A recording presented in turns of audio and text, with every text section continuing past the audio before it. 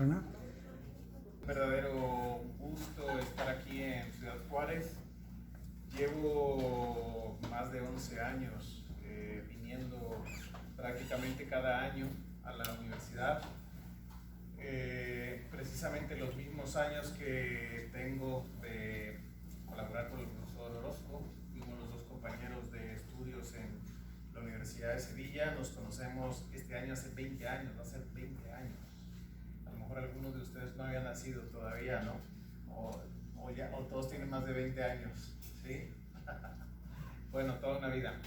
Y siempre pues encantado, ¿no? Encantado de estar aquí, de conocer a los alumnos. Doy clase en la maestría,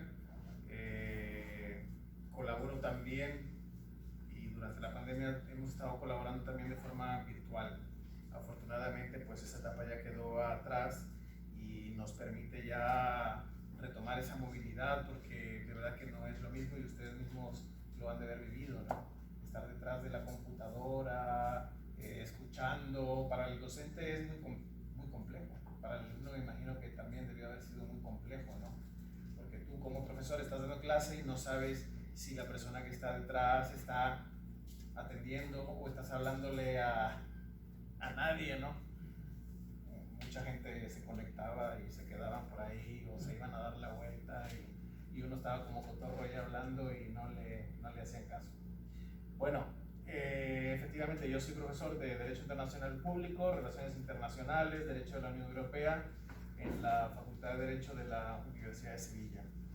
Y le preguntaba al profesor Orozco por dónde iba más o menos en la explicación de la lección del contenido de la asignatura, y me dijo que estaban viendo básicamente la diferencia o la distinción que hay entre el medio social interno, ¿no? Y el medio social internacional.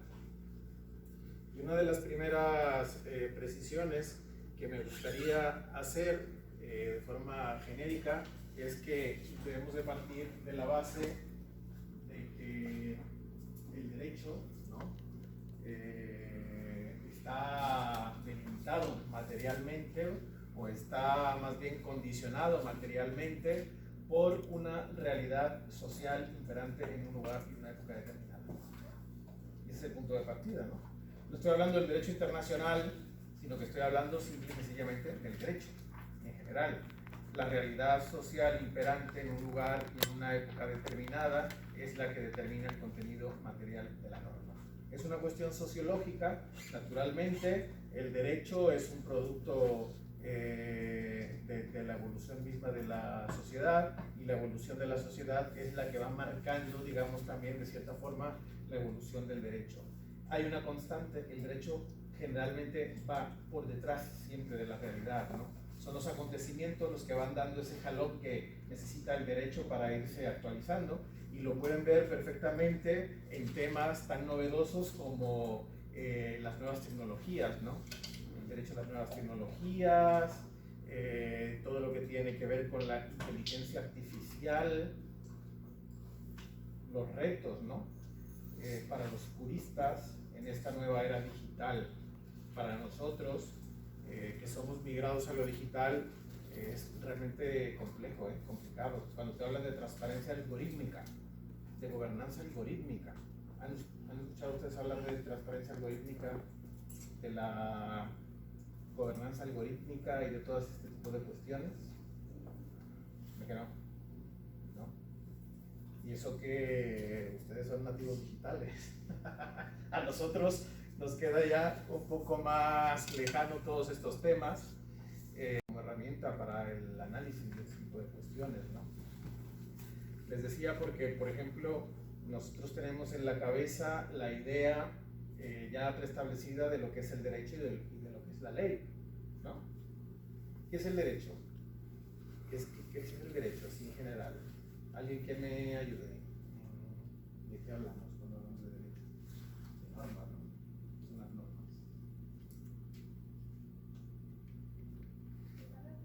El derecho en general.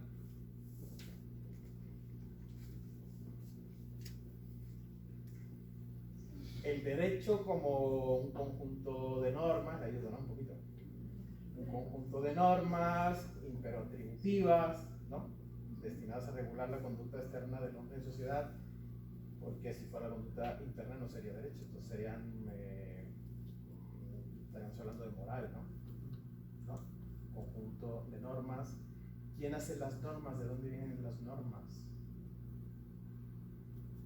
Hay que hablar de la teoría del Estado, ¿no? ¿Sí? Hay que hablar de la división de poderes. Cada uno de los poderes del Estado tiene asignada una función: el ejecutivo, el legislativo y el judicial, ¿no? Así lo dijo ahí, así lo estableció Montesquieu.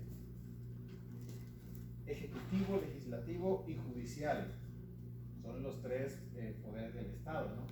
Se supone que debe de haber, digamos, una independencia entre poderes en el marco de toda sociedad o Estado democrático. Ese es el ideal, ¿no? Y precisamente este mediodía yo estaba, les confieso que entre enojado, decepcionado, compartiendo con el profesor Orozco lo que esta mañana en el Pleno de la Suprema Corte de Justicia de la Nación se ha debatido. ¿Alguien ha seguido la sesión del Pleno de la Corte? ¿Sí? ¿Lo siguieron? Bueno, la verdad que yo estaba como niño chiquito ahí, emocionado, pegado, antes de que empezara la transmisión, y cuando empezó la transmisión, pues realmente emocionado, ¿no? Porque estábamos en presencia de una sesión histórica del Pleno de la Corte. Y yo tenía muchas expectativas, particularmente pues en algunos ministros de la Suprema Corte de Justicia de la Nación, a los que conocemos, y pues resulta que francamente nos han decepcionado un poco, ¿no? Porque entre sus ministros de la Suprema Corte de Justicia de la Nación se encuentra una internacionalista. Esa internacionalista nos hizo albergar a nosotros la esperanza de que por fin, ¿no?, el máximo tribunal de nuestro país iba por fin, ¿no?, a poner los puntos sobre las IES en materia de aplicación de las normas internacionales. Estoy hablando del derecho internacional, de los derechos humanos y de las normas, y no solo normas, también estándares y principios de la Corte Interamericana de Derechos Humanos. Pero todo se torció muy, muy, muy temprano, ¿no? Y volvemos al debate clásico, que es un debate clásico en el derecho internacional, entre el monismo y el dualismo, en la relación que existe entre el derecho interno y el derecho internacional. Algunos autores han denominado ya al monismo y al dualismo como zombies jurídicos, o sea, incluso como paradigmas ya hasta cierto punto agotados, ¿no? Porque vivimos en una época de pluralismo jurídico, y en esa nueva era del pluralismo jurídico, la forma de relacionarse de las normas del derecho interno con las normas del derecho internacional, pues ya no obedece necesariamente a la pirámide de Kelsen, ¿no? O sea, el modelo kelseniano, al que todos nos enseñan en la Facultad de Derecho, que es lo primero que aprendemos en la introducción al estudio del derecho, ¿no? Que en la cúspide de la pirámide normativa se encuentran las normas de la Constitución, y después de ahí hay una cierta jerarquía, ¿no? Al menos cuando yo estudié en la Facultad de Derecho, yo soy egresado de la Universidad Veracruzana, pues el derecho internacional era una asignatura de estas exóticas, ¿no?, y de relleno. A muy poca gente le interesaba. Espero que eso haya cambiado, ¿no? Espero que eso haya cambiado y que ustedes tengan la percepción, ¿no?, de que el derecho internacional, pues, para empezar, es derecho, en segundo lugar, que sirve para algo, ¿no?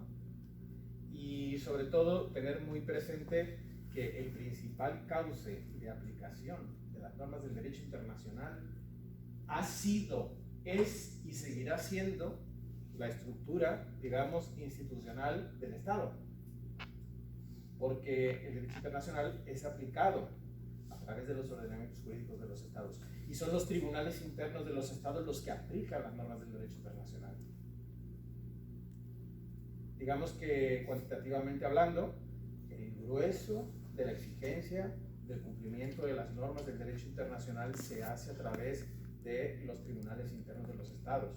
O sea, no piensen en la Corte Internacional de Justicia o el Tribunal Internacional de Derecho del Mar o el tribunal que existe, el sistema de solución de controversias en el seno de la Organización Mundial del Comercio y tal, no.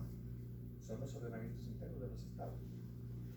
Y tienen ustedes aquí a un experto, porque Profesor Orozco hizo su tesis doctoral precisamente en materia de recepción, incorporación y aplicación de las normas del derecho internacional en el ordenamiento jurídico interno. Es uno de los máximos especialistas que existe.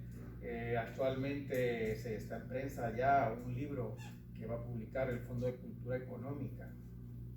La Cultura Económica es para nosotros una de las editoriales más importantes de todo el continente, incluso en Europa.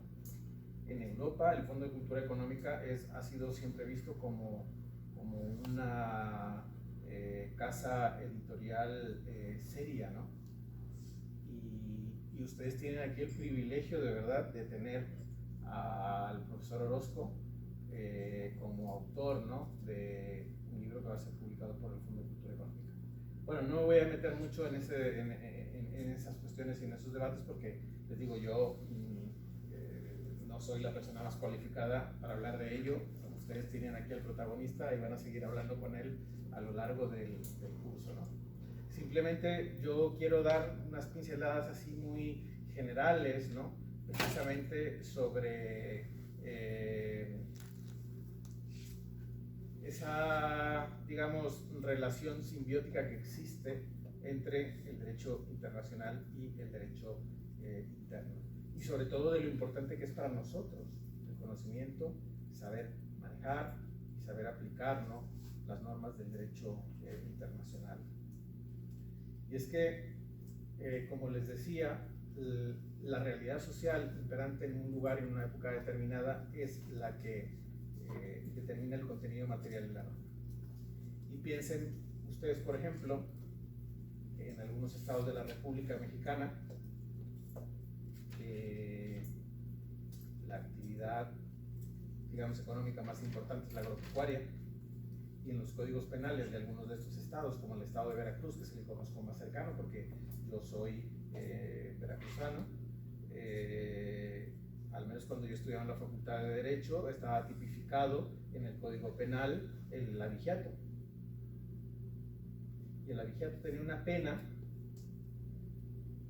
más alta, ¿vale?, que la de un homicidio, ¿no?, o asesinato. O sea, ¿por qué? Porque ¿cómo era posible que saliera más caro, ¿no?, robarse una vaca que matar a un cristiano? ¿Por qué? ¿Por qué?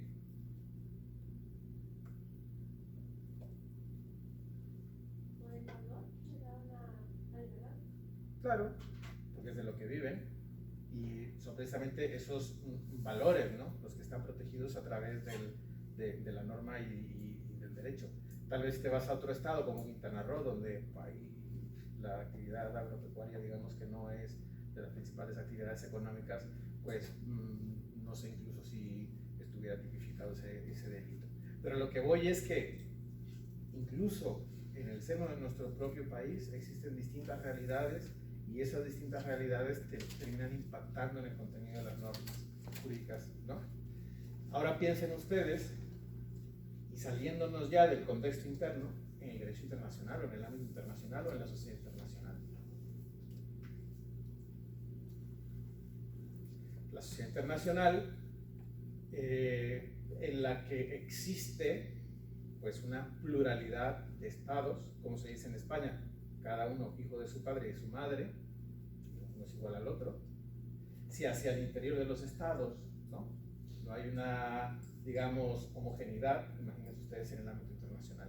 Y es una de las principales diferencias, ¿no?, que existe. Cuando hablamos del derecho interno, estamos hablando y tenemos ya en la cabeza una estructura mental de pensar lo que es el derecho. Porque en el ámbito interno, ¿vale?, sabemos nosotros que nos encontramos ante una sociedad centralizada, donde existe poder ejecutivo, legislativo y judicial, y cada uno de ellos tiene una función o un papel cuando hablamos del derecho, ¿no? Ejecutivo, legislativo, judicial. ¿Quién hace las normas? En términos generales, ¿no? Al margen de la facultad reglamentaria que tiene el ejecutivo y tal. Bueno, el decreto, ¿no? El legislativo. ¿Qué hace el judicial? Lo aplica. ¿Y qué hace el ejecutivo? En ese esquema de aplicación coercitiva de las normas del derecho. ¿Cuál es el papel del ejecutivo? Administra que se cumpla. Sí, coadyuva, ¿no? Por ejemplo, cuando un juez condena a una persona por la comisión de algún delito y tal, en auxilio, ¿no?, de la autoridad judicial, pues es el ejecutivo y son los cuerpos y fuerzas de seguridad del Estado los que pues trasladan a los reos, los llevan al reclusorio y tal. Entonces vean, hay un esquema bien definido y lo tenemos bien metido en la cabeza. ¿Qué es derecho? Y pensamos, pues son unas normas que son creadas por el Poder Legislativo, que son aplicadas por el Poder Judicial y que detrás, ¿vale?, hay un Poder Ejecutivo que tiene el monopolio del uso de la fuerza para obligar el cumplimiento de las normas internacionales, ¿vale? Entonces hablamos de una realidad social bien concreta, ¿vale? La realidad social imperante en el seno o en el contexto o en el marco de una sociedad centralizada. Ahora, ese esquema del que les acabo de hablar no nos vale o no nos sirve para aplicarlo al ámbito internacional.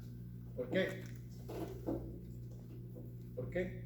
Porque la sociedad internacional es una sociedad evidentemente descentralizada. ¿Qué quiere decir eso? ¿Qué quiere decir eso? O sea, ¿qué implica que la sociedad internacional sea esencialmente descentralizada? ¿Existe un poder ejecutivo mundial? ¿No? ¿Legislativo mundial? ¿Judicial mundial? ¿No? ¿La Corte Internacional de Justicia? ¿Qué es?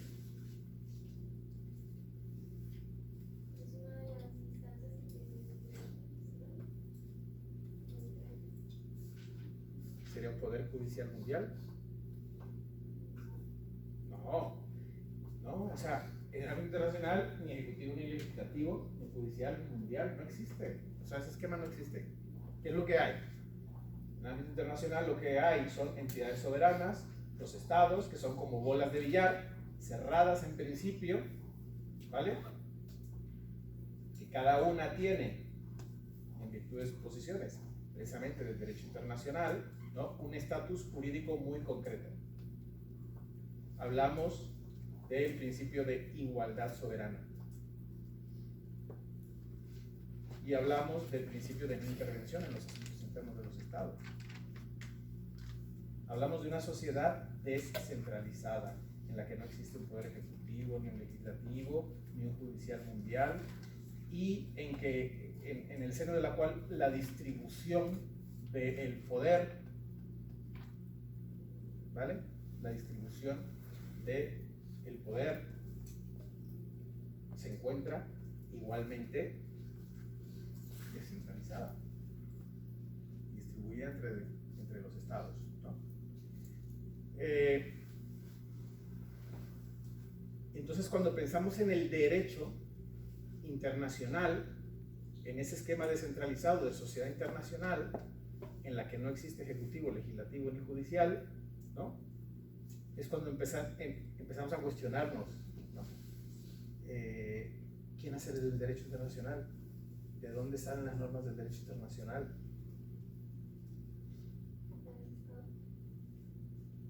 De los propios estados. O sea, son los propios estados los que crean las normas del derecho internacional. ¿Quién modifica esas normas del derecho internacional?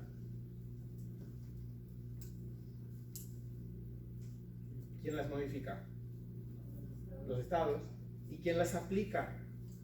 Los estados.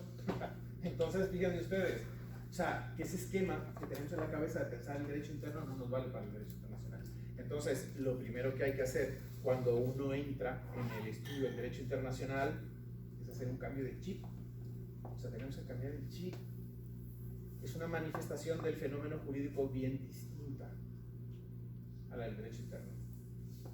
Por eso vuelvo a retomar la idea, ¿no?, de una aproximación sociológica que la realidad social que impera en el ámbito de una sociedad concreta es la que determina el contenido material de la norma.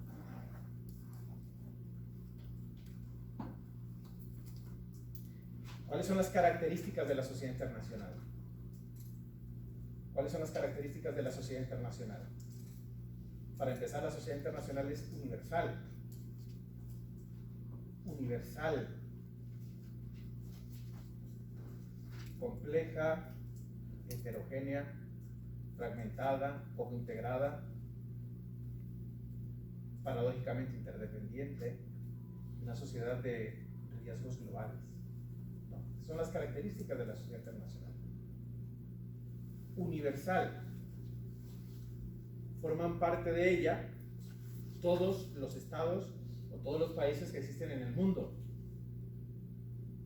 ¿Alguien se ha puesto a investigar cuántos países existen en el mundo?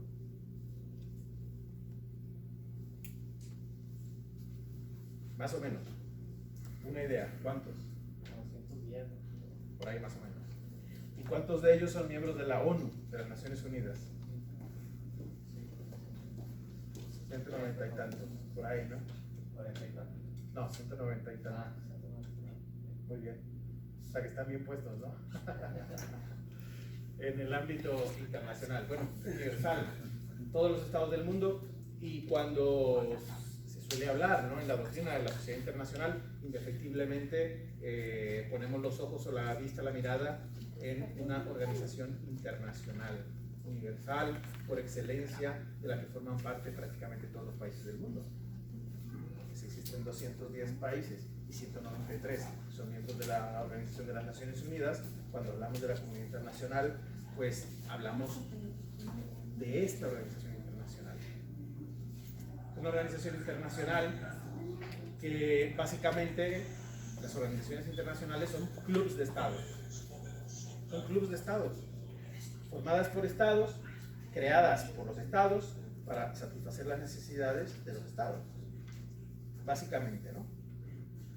Es, digamos, un requisito de la vida internacional, la necesidad de que existan centros, ¿no?, en los que se concentren, ¿no?, los esfuerzos de los estados para la consecución de una serie de intereses comunes. La sociedad internacional es compleja, otro de los rasgos característicos más importantes, porque en el seno de la sociedad internacional existen una serie de problemas que tienen muy difícil solución y que no se pueden resolver, digamos, de forma unilateral por parte de los estados.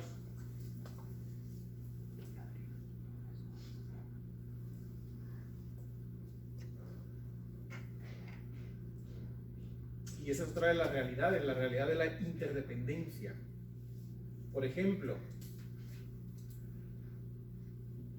¿podrá un Estado individualmente considerado, digamos, luchar desde su trinchera, ¿no?, contra el calentamiento global del planeta? ¿No? Y ahora, por ejemplo, ¿la deforestación del Amazonas nos afecta aquí a nosotros? ¿Tendrá algún efecto sobre nosotros? Por supuesto que sí, desde luego que sí. O sea, el Amazonas es uno de los pulmones, ¿no?, del planeta. Y vivimos en el mismo, todos vivimos en el mismo espacio. Entonces es una realidad de verdad interconectada, una interdependencia de los estados. Y los estados están obligados a cooperar para hacer frente a esta serie de problemas que por sí solos o por sí mismos no pueden solucionar. Ni siquiera las principales potencias del mundo pueden solas con ese tipo de cuestiones. Vean ustedes, por ejemplo, cuando hablamos del calentamiento global, ¿no?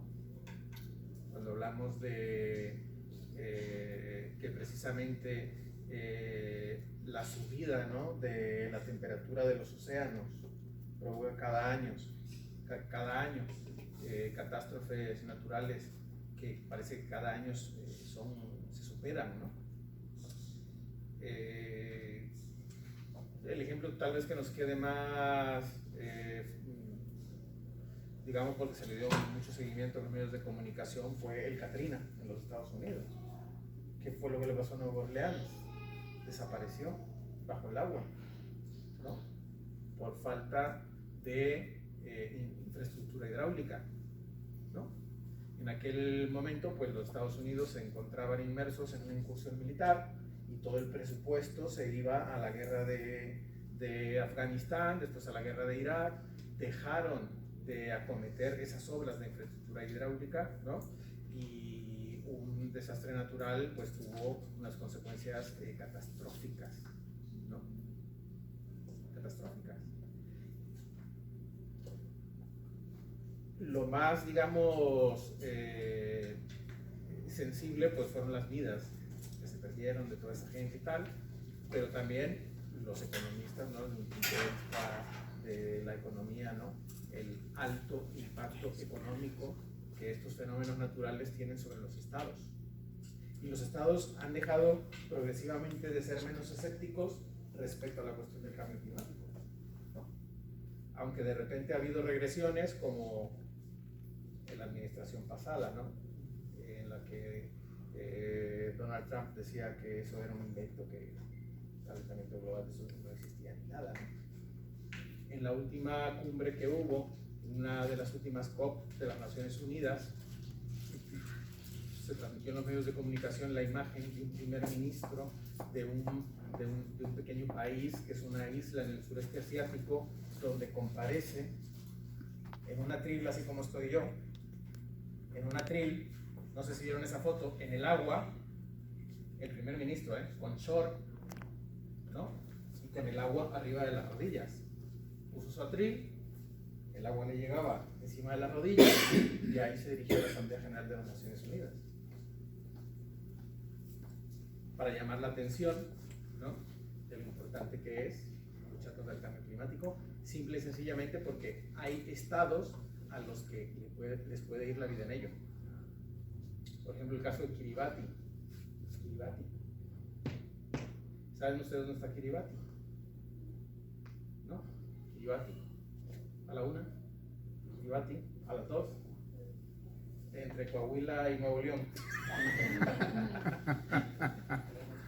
Bueno, no, está más lejos, ¿no?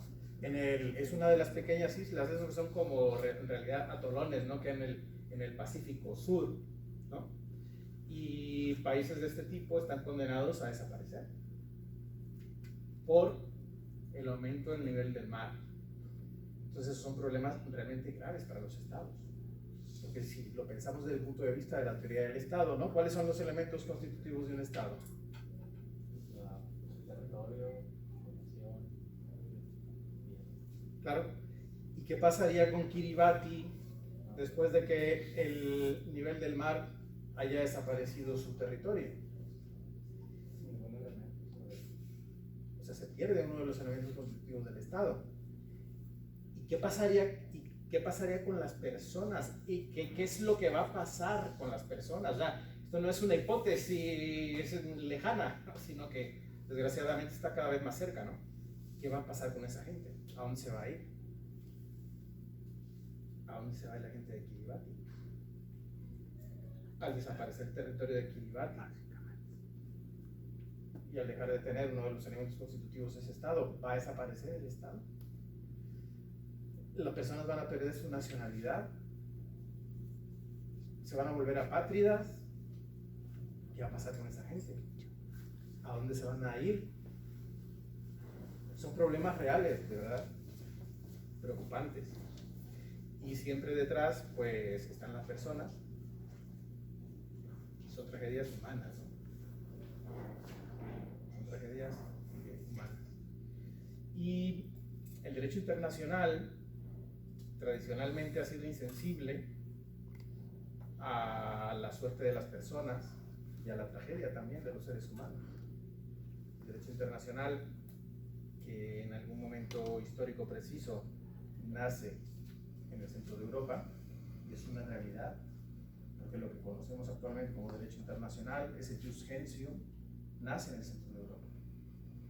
Nosotros los internacionalistas tenemos bien clara una fecha que está en todos los manuales de derecho internacional, la fecha en la que se firman un conjunto de tratados de paz en el centro de Europa, en el centro norte de Europa, los tratados de paz de Westfalia, que ponen fin a la guerra de los 30 años, 1648, y a partir de 1648 surge una nueva forma de organización política.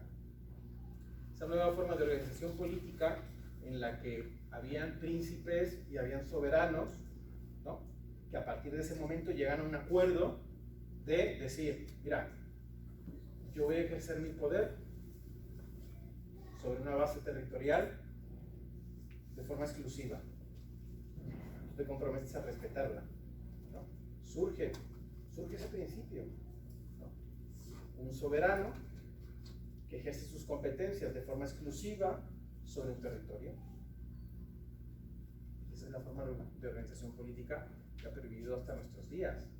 Por eso cuando hablamos de la evolución histórica del derecho internacional, hablamos del derecho westfaliano como el derecho internacional tradicional o clásico, que surge para regular las relaciones entre príncipes soberanos.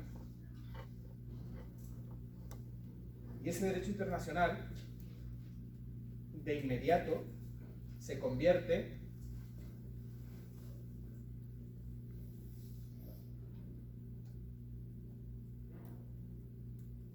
en un ordenamiento destinado, ¿no?, a distribuir competencias de forma liberal entre los estados. Tú en tu territorio, tú en el tuyo, lo que hagas dentro de tu casa, puertas para adentro, es tu problema, son tus cuestiones, y los vecinos no te pueden cuestionar, ni se pueden inmiscuir, ¿no?, en lo que estás haciendo. El principio de la soberanía omnipotente del Estado, actualmente, en ese momento del príncipe soberano, ¿no? Y ese derecho internacional de la época no fue otra cosa más que básicamente tres cosas. Básicamente tres cosas: derecho del mar, derecho de la guerra y derecho diplomático. Porque ese derecho internacional era el encargado de regular las relaciones políticas entre entidades soberanas. Y te pregunto, ¿en dónde se relacionaban políticamente esas entidades soberanas? Sí. ¿En dónde se relacionaban? En el campo de batalla, en el comercio.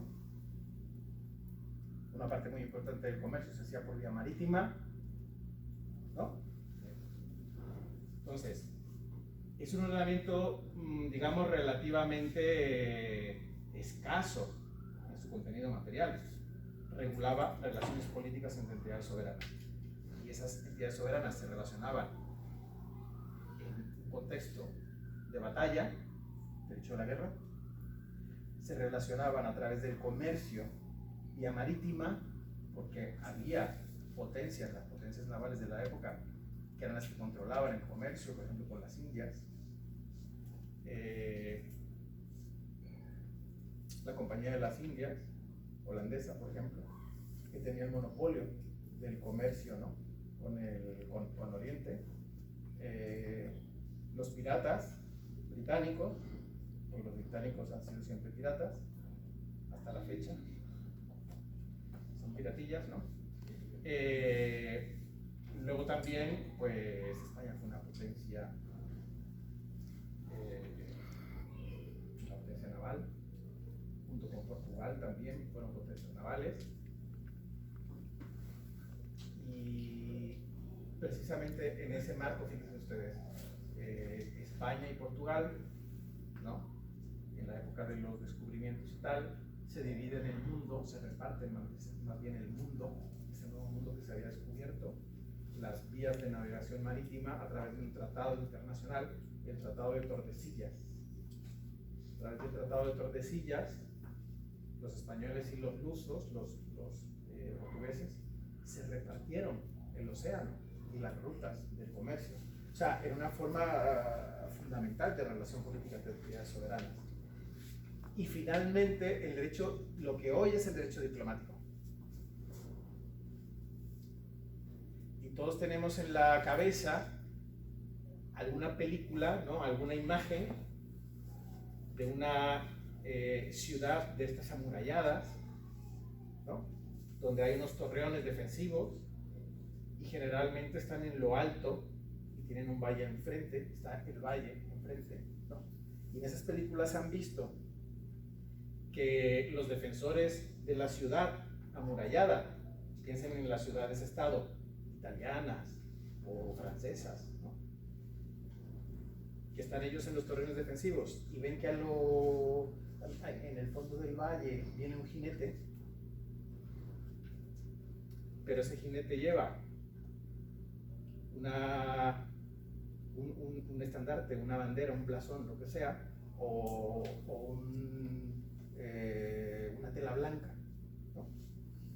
¿Qué les indicaba a estos defensores de la integridad, ¿no? Del territorio, de la ciudad y del estado? ¿Qué les indicaba? Sí, no se distinguían, sabían ellos que a esas personas no se les podía tocar, gozaban de inmunidad. Lo que hoy, fíjense ustedes lo poco que ha evolucionado eso. Hablamos de las inmunidades diplomáticas del Estado, del príncipe, del soberano y de los representantes, de los correos. Porque cómo se comunicaban en la época medieval, piensen ustedes, cómo se comunicaban los distintos príncipes, pues a través de personas, ¿no? Jinetes que eran los que cabalgaban y que llevaban los mensajes, los correos, los representantes, los actualmente embajadores, ¿no? Entonces ellos sabían que no los podían tocar y además tenían la obligación de recibirlos, de abrirles la puerta de la ciudad, de darles comida, de darles bebida, de darles un sitio para que durmieran, y al día siguiente generalmente el soberano les pedía un documento, un papel, pergamino y tal, que actualmente en el derecho diplomático se llama salvoconducto, ¿no? Que le otorgaba inmunidad por todo el territorio del reino. O sea, si a esa persona que llevaba, que era el enviado en la embajada por parte del soberano y tal, a la vuelta alguien le molestaba, oye, tú de dónde vienes, quién eres y tal, sacaba ese documento firmado por el soberano, por el rey, por el príncipe, lo que fuera, y sabía que era intocable, ¿no? ¿Qué es lo que pasa actualmente con los embajadores, ¿no? De los estados? Sigue pasando exactamente lo mismo. Un supuesto hipotético: el embajador acreditado de Colombia ante nuestro país, ¿no?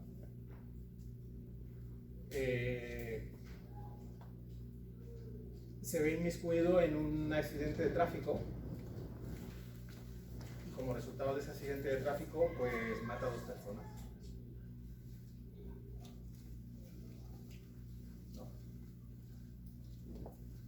¿Qué pasa con este señor? O sea, se le detiene, se le pone a disposición judicial, se le aplica el Código Penal.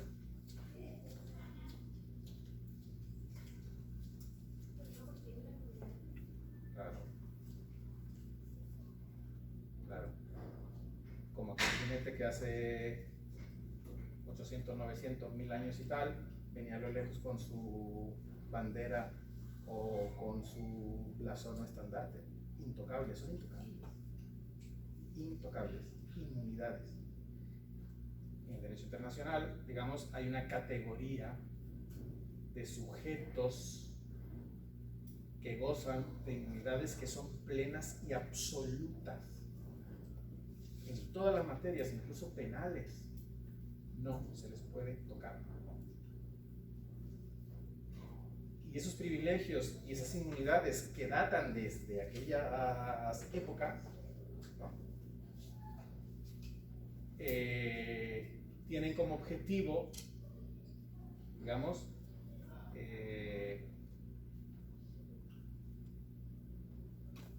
proteger la función del Estado cuando actúa fuera del territorio, porque los Estados actúan a través de ¿quién? ¿A través de quién actúan los Estados? El Estado es una ficción jurídica. ¿A través de quién actúa el Estado en el ámbito internacional?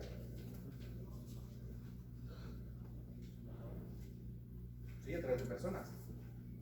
Jefe de Estado, jefe de gobierno, ministro de Asuntos Exteriores, los embajadores, plenipotenciarios, son la personificación del Estado. Al margen de que se llame Juan Pérez, ¿no? Gozan de una serie de privilegios, no por llamarse Juan Pérez, sino porque son la personificación de un Estado. Y como en el ámbito internacional, un principio cuasi constitucional del orden internacional es el de la igualdad soberana entre los Estados, un Estado no puede someter a otro Estado ante sus propios tribunales. Entonces, en realidad, en este caso del embajador de Colombia, no se estaría juzgando a John Jairo Jiménez, sino a Colombia, como los tribunales mexicanos no pueden someter a un Estado extranjero a su jurisdicción, ¿vale? Pues las personas gozarán de esa inmunidad que no tiene por qué necesariamente identificarse con la impunidad, porque en el derecho diplomático existen mecanismos, procedimientos incluso también para sancionar a esas personas. Por ejemplo, básicamente a las personas se les va a aplicar, ¿vale?, el ordenamiento jurídico del Estado, o el propio Estado puede renunciar a la inmunidad de esa persona. Y una vez que el Estado le retira ya su traje, ¿no?, de representante de Estado, la persona ya individualmente considerada puede ser sometida a los tribunales de un Estado. Eso es este tema es muy apasionante. Y les digo que estas tres materias son las de más larga data y regulación por parte del derecho internacional: el derecho de la guerra, el derecho diplomático y el derecho del mar. La manifestación jurídica más importante del derecho internacional clásico o el tradicional, pues fue la consuetudinaria en aquella época. Y los tratados internacionales no eran la regla, la norma, digamos, sino que eran la excepción, ¿no? Aunque, por ejemplo, si alguien va al British Museum en Londres, podrán ver una exposición. Por eso les digo que los británicos son piratillas, porque sepan ustedes que el British Museum tiene más piezas arqueológicas egipcias que el Museo del Cairo. Así es, ¿no? Ellos pues se las llevaron, ¿no? E incluso piezas de aquí de México. Tiene un montón de piezas arqueológicas mexicanas en el British Museum.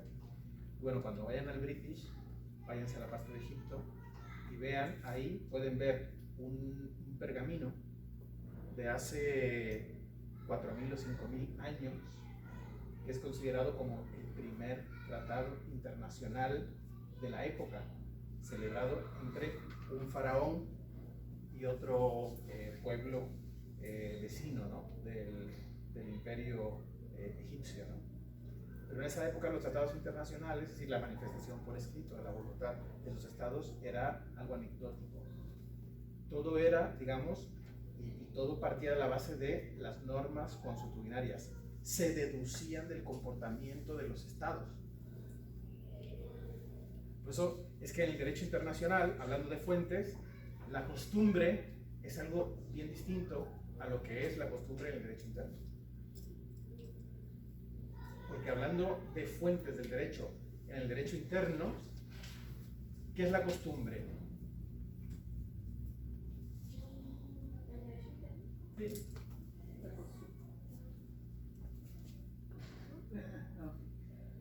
La costumbre es el carácter consuetudo del oficio juris specialis, siendo un sustantivo en la comunidad y considerado como legítimamente obligatorio. Y el derecho interno, ¿se puede aplicar costumbre en lugar de la ley? En el derecho interno, Bueno, pero no me hablen de excepciones, háblenme de en general. Pues sí, depende del estado. A falta de ley, costumbre. Pero si hay ley, la costumbre no se aplica. Casos excepcionales, derecho de los pueblos originarios, ¿no? Derecho de indígena y todas estas cuestiones. Pero en términos generales no, porque el ordenamiento interno está jerarquizado. ¿Vale? Y digamos que la costumbre del derecho interno tiene un papel, pues, digamos, como de segunda línea. Si no hay leyes, entonces aplicar las normas consuetudinarias y tal, pero el juez está obligado, además por ley, a aplicar en primer lugar la ley. Y a falta de ley, costumbre. En el derecho internacional, y esa es otra diferencia también muy importante respecto al sistema de fuentes, no existe esa orden de prelación de fuentes en el derecho internacional. Y la costumbre tiene, digamos, una posición privilegiada en el derecho internacional, porque ha sido nada más y nada menos que una de las manifestaciones normativas más importantes del derecho internacional. Y piensen, por ejemplo, todas las normas de derecho del mar hoy están recogidas en tratados internacionales, pero su origen es consuetudinario. Todas las normas referentes a la inmunidad de los representantes del Estado y de sus bienes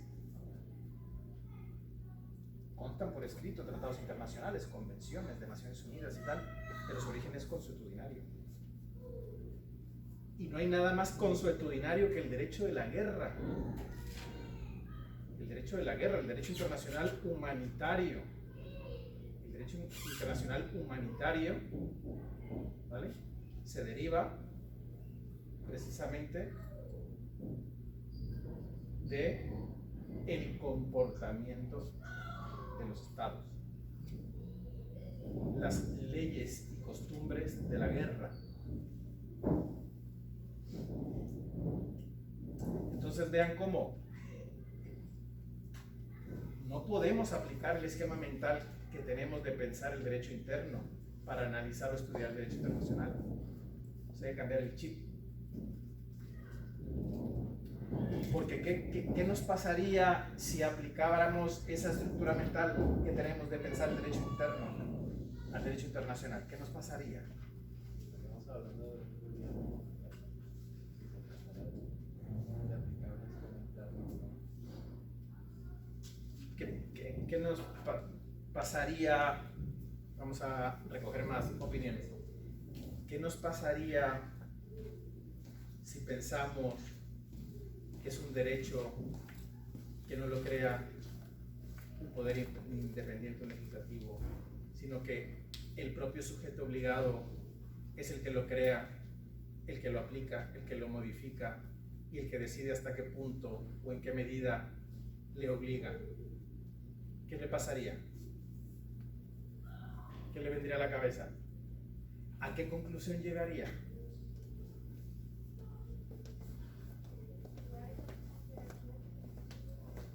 Y además le doy otro dato.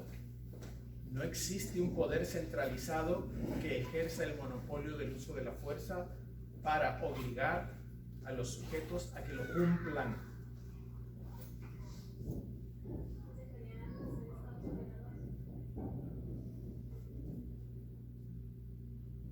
El Consejo de Seguridad de la ONU no podría figurar más o menos.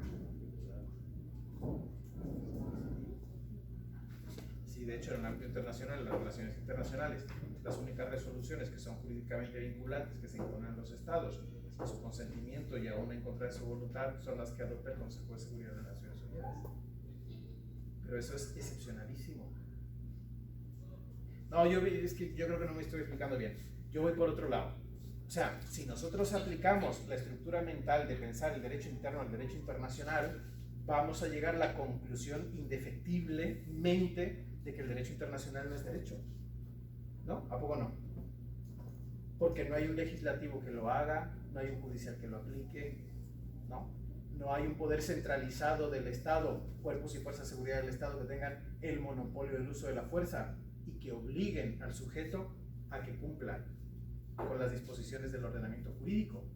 Es como si el día que celebrara un juicio de una persona que ha matado a otra, el juez le preguntará: oiga, Juan Pérez, pues fíjese que ese golpe que le dio o lo que usted hizo y tal, pues mató a don Carlos, ¿no? Y esto hay un código penal que dice que pues a usted le pueden caer unos 20 años de prisión. ¿Cómo ve, Juan Pérez? ¿Le gustaría?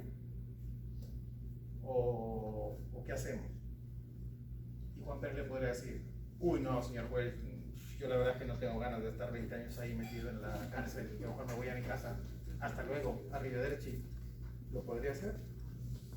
No, no lo podría hacer, no lo podría hacer. Entonces a lo que voy es eso, o sea que ese esquema mental de pensar el derecho interno no se puede aplicar al derecho internacional. Y si lo hacemos, pues el caminito nos lleva al punto en decir, y que es lo más fácil y lo más sencillo: ah, no, entonces el derecho internacional no es derecho. Será otra cosa, pero derecho no es. ¿No?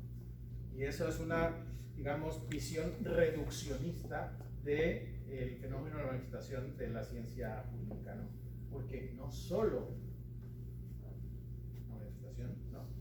El derecho va más allá de las fronteras del Estado.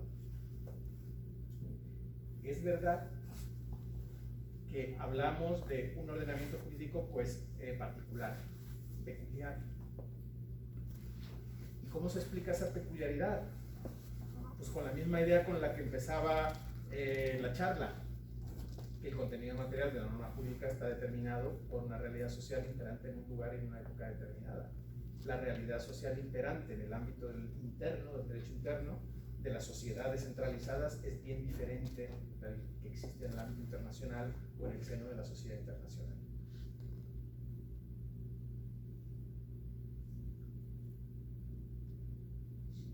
Porque la sociedad interna es bien distinta a la sociedad internacional, ¿no? Y estábamos hablando de las características. Dime cuánto tiempo llevo hablando porque yo no controlo. ¿Qué horas son? 5:30. Pues unos 10 minutos más y luego, si gustas, ¿Un poquito? preguntas, sí. Preguntas y respuestas, ¿no? Bueno,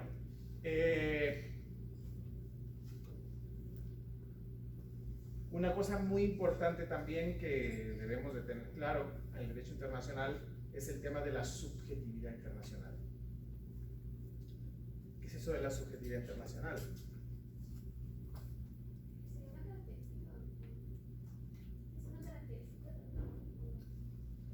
La subjetividad internacional hace referencia a la cualidad de sujeto del derecho internacional. ¿Vale? Nos hacemos la siguiente pregunta: ¿quiénes son sujetos del derecho internacional? Tradicionalmente, los sujetos del derecho internacional han sido los estados soberanos. Tradicionalmente, y de hecho en el derecho internacional clásico, los únicos sujetos del derecho internacional eran los estados soberanos. Pero obviamente, como la realidad social ha avanzado y ha cambiado muchísimo, sobre todo a partir del periodo de entreguerras,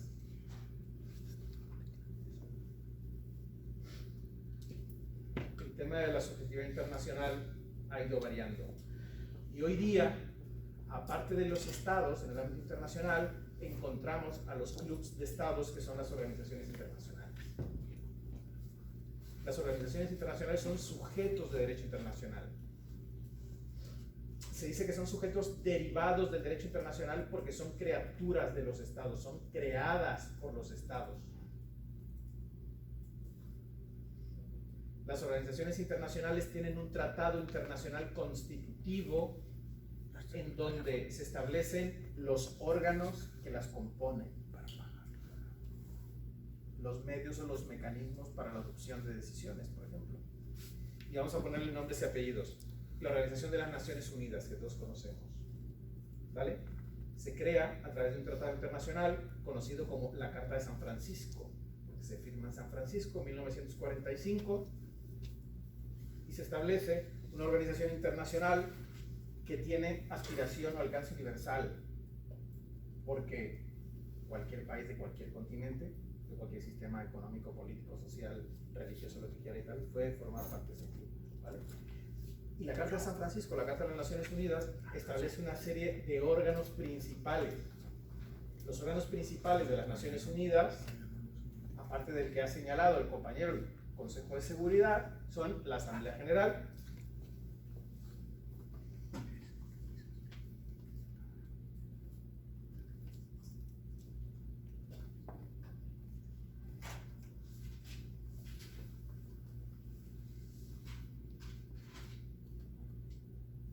hay un Consejo Económico y Social, un Consejo de Administración Fiduciaria, la Secretaría General y la Corte Internacional de Justicia.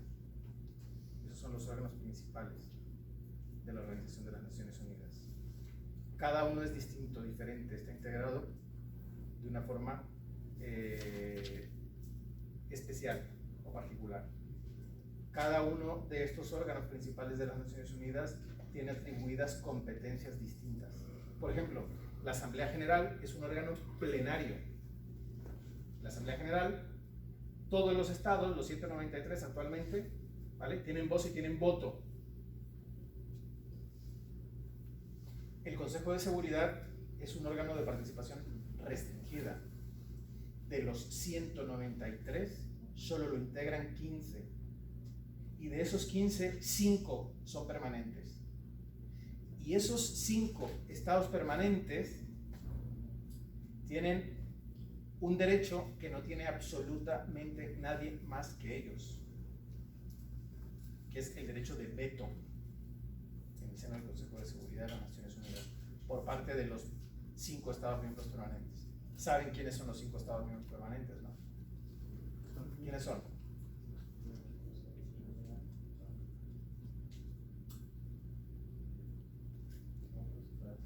Francia. Y le voy a dar un dato para que no dude jamás. Alemania perdió la Segunda Guerra Mundial. Y la ONU la crearon los que ganaron. Así de fácil, ¿no? Bueno, los 5 miembros permanentes del Consejo de Seguridad tienen un estatus, digamos, distinto a los demás. Y ellos tienen lo que en las relaciones internacionales se denomina el poder estructural, el poder de dictar las reglas del juego, básicamente en las relaciones internacionales. Y la verdad es que es lamentable, ¿no? Es lamentable que se haya tergiversado lo que en su momento fue ese sistema de seguridad colectiva, que estuvo en manos de estos 5 grandes potencias, estas grandes potencias que ganaron la Segunda Guerra Mundial, que son potencias nucleares, ¿no? Que son digamos, se arrogaron ellos mismos el papel de gendarmes del orden internacional. Pues a lo largo de estos más de 70 años, ese mecanismo pues se ha pervertido hasta límites insospechados. Porque, fíjense, les acabo de decir que las únicas resoluciones que son jurídicamente vinculantes para todos los países del mundo, sean o no sean miembros de las Naciones Unidas, son los del Consejo de Seguridad. Y la responsabilidad primaria del Consejo de Seguridad es el mantenimiento de la paz y de la seguridad internacionales. Y hoy día, en este momento, hay un Estado miembro permanente del Consejo de Seguridad de las Naciones Unidas que está en guerra, y además esa guerra ha sido una guerra de agresión. Rusia ha invadido a Ucrania violando todo lo violable en el ámbito internacional, violando el principio más sacrosanto que existe en las relaciones internacionales y en el derecho internacional, que es el de la prohibición del uso de la fuerza. Lo ha violado. Entonces ahora nos preguntamos, oiga, pero hay que detenerlos y hay que sancionarlos. Ahí está el Consejo de Seguridad. Y volteamos a ver el Consejo de Seguridad y encontramos a Putin haciendo así. ¿No? ¿Que me van a hacer a mí algo? Hija. No, no puede. Creo que fue otra seña la que hizo. Sí. Bueno, pero yo... Sí, sí, no, sí.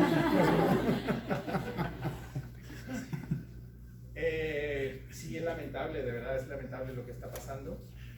No lo duden, es una violación del derecho internacional, es una agresión armada, es un crimen internacional incluso, lo que está haciendo Rusia con Ucrania.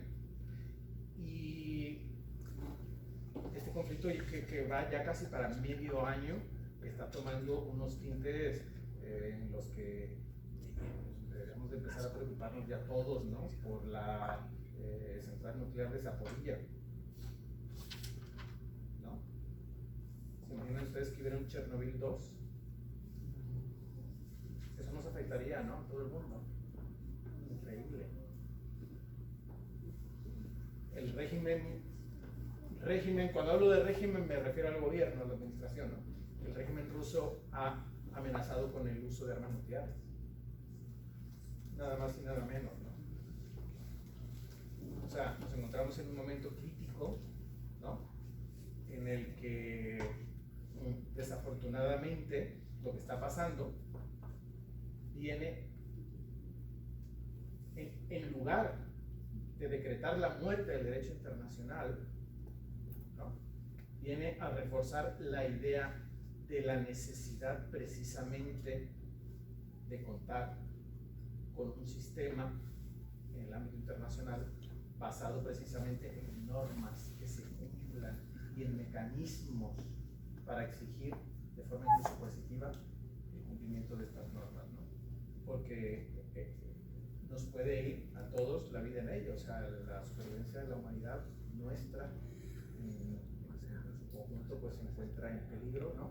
Por la deriva y digamos estas aventuras militares de determinados países que de forma irresponsable, ¿vale?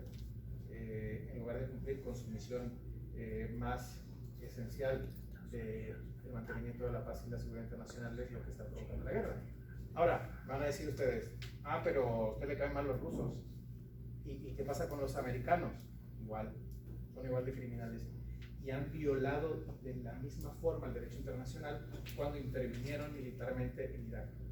Porque lo que hicieron los Estados Unidos en Irak fue también una agresión armada al margen del derecho internacional y de los mecanismos internacionales y del multilateralismo.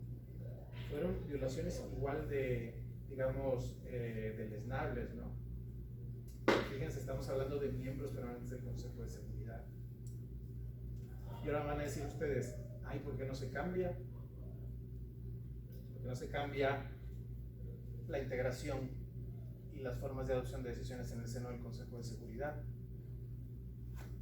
Y la respuesta es ya, se le ocurre a todo el mundo eso. ¿Saben desde cuándo? ¿Saben desde cuándo? Desde el mes de octubre de 1979. Religiosamente, todos los años, en un punto del orden del día del debate de la Asamblea General de las Naciones Unidas, hay un punto que dice reforma de la composición y de la forma de adopción de decisiones del Consejo de Seguridad de las Naciones Unidas.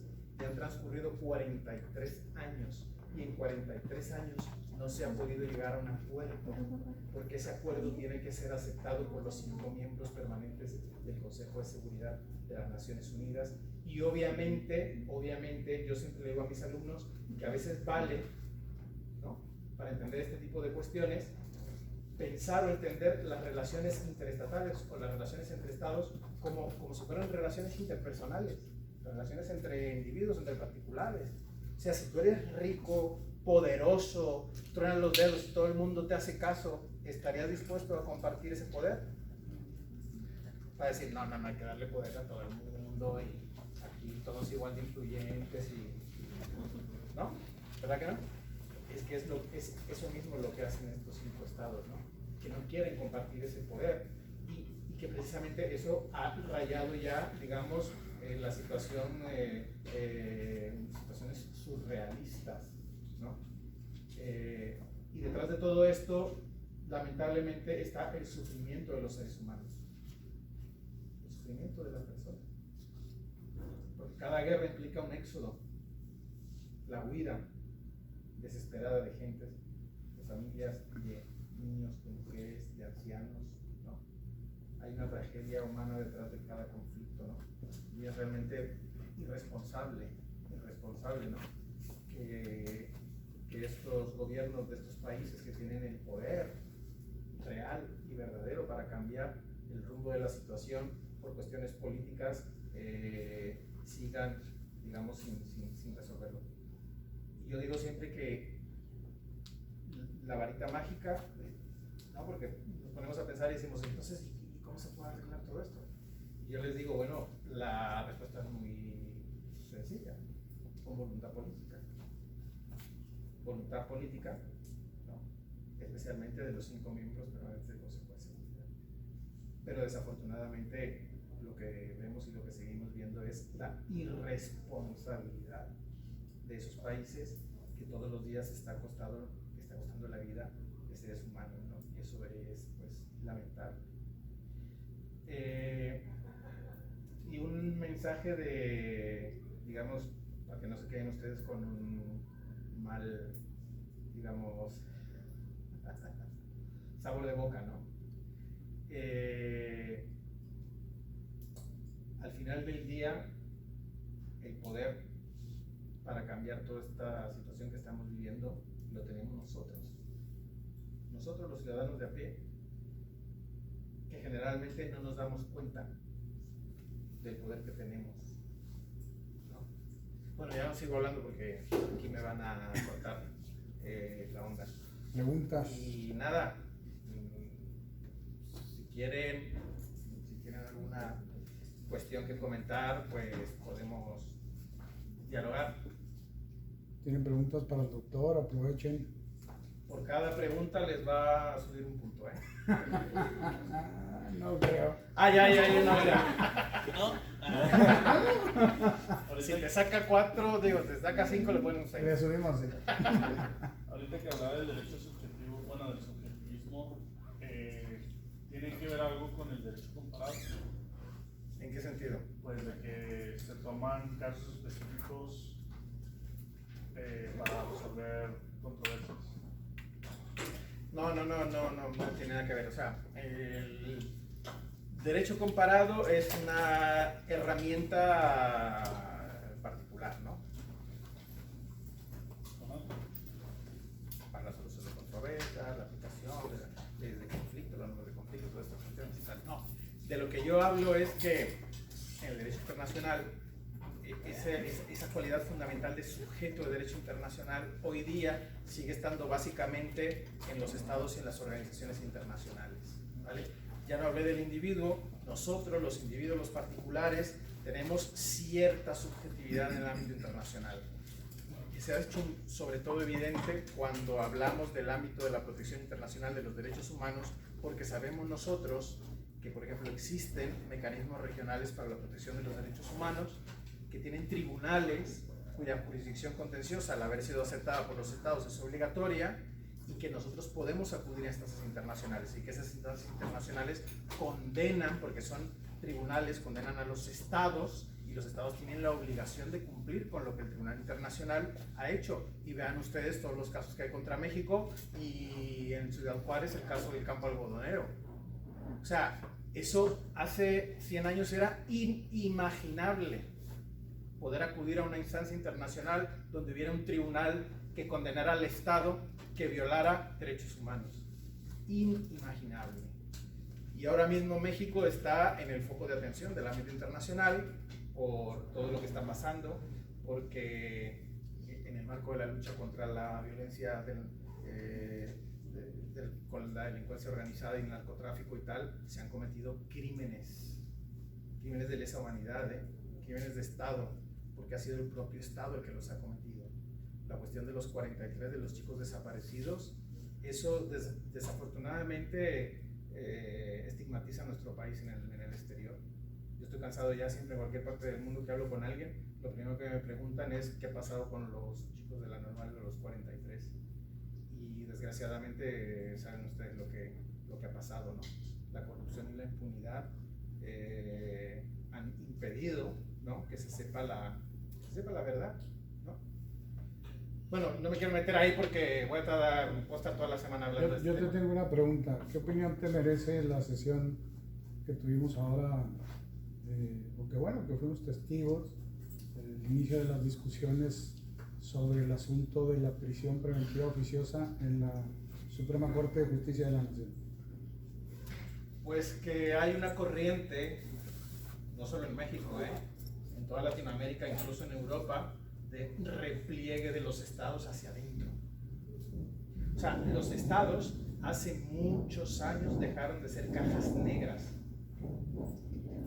Hace muchos años ya dejaron de ser cajas negras. ¿A qué me refiero con lo de las cajas negras?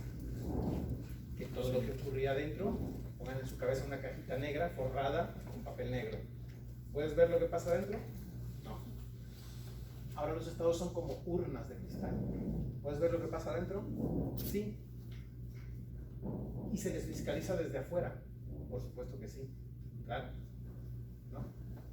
Bueno, ha llegado un punto en el que los estados se han sentido amenazados, ¿no?, por instancias internacionales, en este caso por un tribunal regional de derechos humanos, al que se le acusa de activismo judicial, al que se le acusa de extralimitarse en sus competencias, ¿no?, en ir más allá de lo que un tribunal internacional de derechos humanos puede hacer, la Corte Interamericana, ¿no? Y los estados, que son los que reciben, incorporan y aplican las normas internacionales, están tratando a través de esos mecanismos para la aplicación de las normas del derecho internacional, ¿vale?, en someterlas al primado de la Constitución, y en el caso particular de México, como ustedes bien saben, a partir del año 2011, con la reforma en materia de derechos humanos, el artículo 1 de la Constitución vino a romper ese esquema de pirámide kelseniana respecto a la jerarquía normativa, diciendo, en lugar de pensar en Kelsen, vamos a pensar en un criterio interpretativo acuñado por la Corte Interamericana de Derechos Humanos, al que don Sergio García Ramírez ha contribuido mucho, uno de los autores, digamos, intelectuales de este principio pro homine. ¿En qué consiste ese principio pro homine respecto a la jerarquía? Dice, no hay jerarquía. La norma que proteja más a la persona es la que se va a aplicar. ¿Es Constitución? Se aplica a la Constitución. ¿Es tratado internacional? Se aplica al tratado internacional. ¿Es una norma de una Constitución, por ejemplo, del Estado de Coahuila? Pues se aplica la norma de la Constitución del Estado de Coahuila. Así de fácil y de sencillo. Y eso nos ha venido a romper un poco los esquemas que ya tenemos nosotros ya bien fijados en la cabeza, ¿no? Y desafortunadamente ahora en la Suprema Corte de Justicia de la Nación, y esto es mi opinión personal, mi opinión personal, pueden o no estar de acuerdo, perfectamente, todas las opiniones son respetables.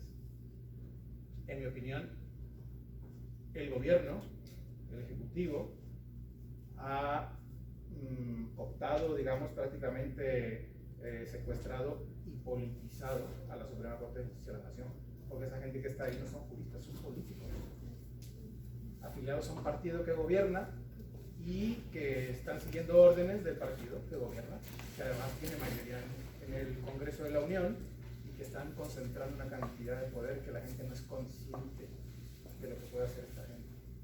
Es mi opinión.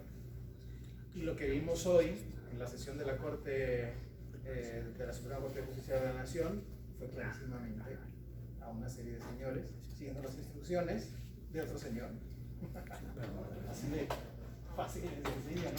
O sea, un escándalo. Un escándalo y una vergüenza. Sí, es mi opinión personal, ¿eh? Cada uno puede tener una opinión distinta y se respeta.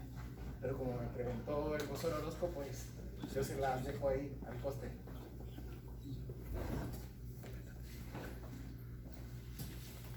Bueno, ¿alguna pregunta más o comentario al doctor? ¿O se quieren esperar a ir a hacer una estancia a Sevilla? Sí. No, o sea que sí quiero. Y si quiere la estancia. Pues deberían de intentarlo, ¿eh? Deberían de intentarlo porque esas oportunidades le cambian a uno la vida. Y aquí hay un ejemplo y ahí hay otro ejemplo. Sí. Corta, a lo mejor adelantándome un poquito, pues, ¿por qué el fenómeno de la migración desde la perspectiva del derecho internacional no se resolvía aún ni siquiera con un enfoque institucional? O sea, ¿por qué considera usted que sigue siendo un problema que no se resuelve hoy? Claro. Todos somos inmigrantes, lo primero que te voy a decir, punto. Todos somos inmigrantes, todos somos inmigrantes. ¿No? Y la cuestión de la inmigración es algo imparable desde que el hombre empezó a caminar. ¿No?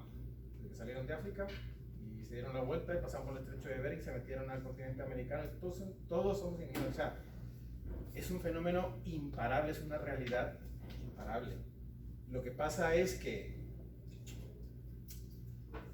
hay determinados picos, digamos, que se convierten en crisis, y ante esos picos o esas crisis, los estados pretenden darles respuesta desde la aplicación de la legislación, ¿vale?, de una situación de normalidad,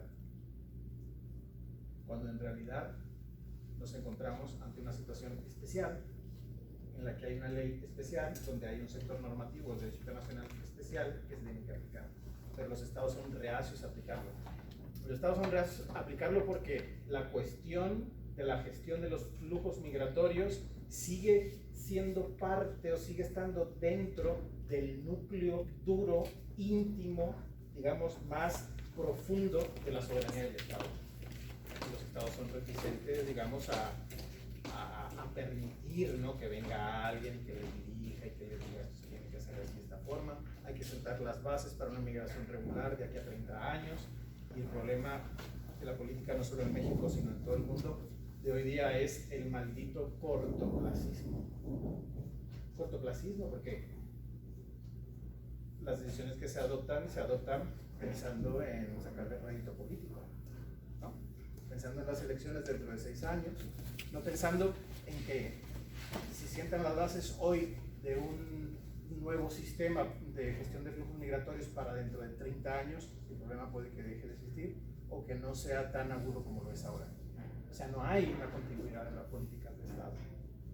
Y además, no solo en México, en todos los países, cuando el gobierno de un color introduce un cambio, al siguiente cambio, que entra otro partido de otro color, lo deshace. No hay una continuidad, no hay una política de Estado que se mantenga a través del tiempo, porque eso no les es políticamente rentable, porque las recetas aplicadas por la izquierda no son las mismas que aplica la derecha, así fácil de sencillo. Y ese es un problema. Por eso les digo que la solución está en nosotros, en ustedes, que son el futuro. Ustedes son el futuro. Ustedes pueden estar en el futuro como Andrea, ¿no? Andrea, que fue alumna nuestra en la Cámara de Diputados, ahí hablando y, digamos, luchando, ¿no? Que es precisamente de aquí, de la casa, ¿no? Y esa respuesta, pues, en parte está en nosotros, nuestra responsabilidad, ¿no? Es una cuestión natural de cambios generacionales. O sea, la gente que en el futuro va a tomar las decisiones está aquí en las universidades, formándose, y el día de mañana van a llegar a puestos de responsabilidad. Y en virtud de lo que hayan aprendido, ¿no? Pues van a actuar en consecuencia. Así de fácil y de sencillo, ¿no? Yo tengo una otra pregunta. Adelante, por favor. Doctor, con la sesión del pleno del día de hoy, ¿cree que tenga alguna implicación para la Corte Internacional de Derechos Humanos? Si es así, ¿cuál cree que es la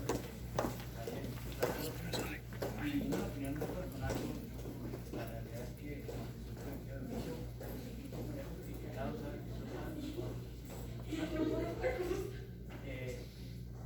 ¿cuál cree que debe haber sido la decisión de los ministros? Y mi otra pregunta que me hago es si una norma constitucional puede ser inconstitucional. Es que digamos que los ministros fueron excesivamente formalistas, claro, y adoptaron esa posición de la que te hablo de retraerse y contraerse, ¿no? Todos los ministros dijeron: yo no tengo competencias para arrancarle a la Constitución, tiene que hacer el legislativo. Y de cierta forma tienen razón. A mí no me gustó, yo estoy enojado, decepcionado y pataleé. Y ahora el viernes estamos ahí, nos reciben en la Suprema Corte de Justicia de la Nación y ojalá nos reciba el presidente para invitarle un café y decirle algunas cositas. Pero la cuestión es que la Corte Interamericana, dentro de muy poco tiempo, va a condenar al Estado mexicano por lo de la prisión preventiva oficiosa. Y entonces, cuando llega la sentencia de la Corte Interamericana, que es obligatoria, entonces el Estado tendrá que activar los mecanismos legislativos para desaparecer esas figuras de la legislación interna.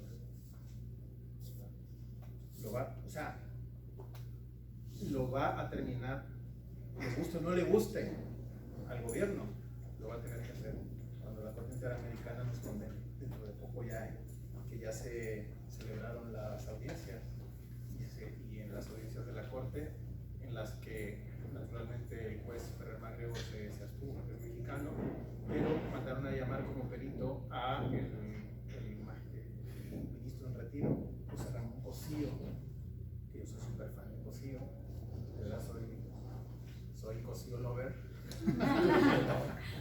Rindió un peritaje que para quitarse el sombrero, ¿verdad?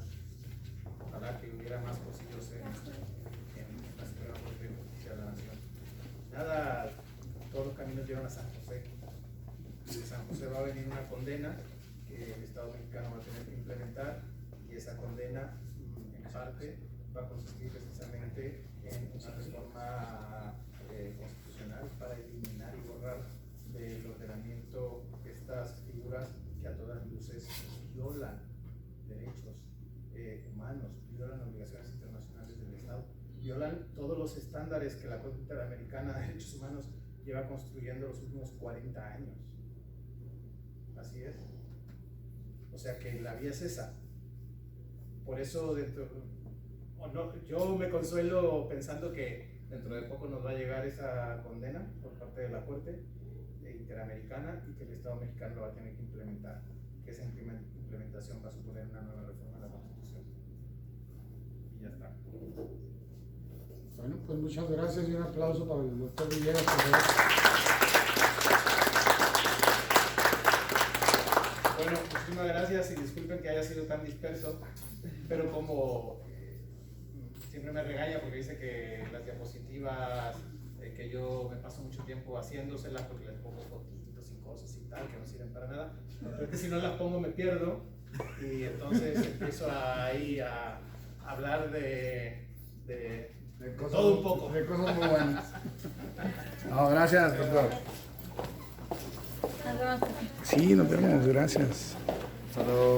Hasta luego, gracias. Hasta luego. ¿Va a venir el López todavía? No, clase. No. Qué bueno que me dijo por poner ahorita el aviso.